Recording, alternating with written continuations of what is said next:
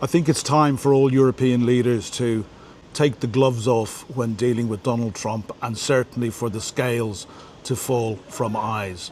Let's just look at three things that have happened recently.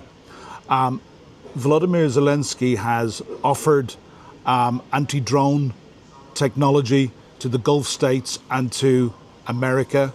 Donald Trump has said the last person that he needs help from is Volodymyr Zelensky. We know that Ukrainian teams are already in the Gulf working with various states. That's point one. Point two is we now know that Russia is providing both components, probably weapons, and definitely military intelligence to Iran to enable them to target US forces. And Donald Trump has effectively said this does not matter. In fact, he said something as offhand as we give the Ukrainians intelligence, the Russians give the Iranians intelligence.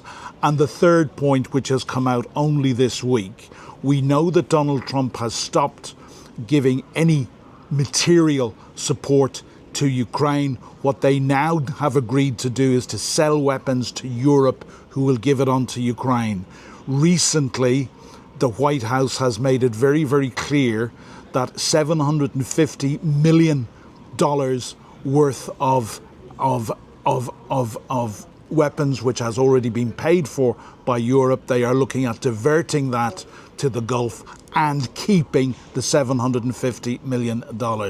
So by the very behaviour of this White House, I think it is time for Europe and Canada and some other countries to stand on our own 2 feet. We can no longer depend on America as a reliable partner while this president is in the White House.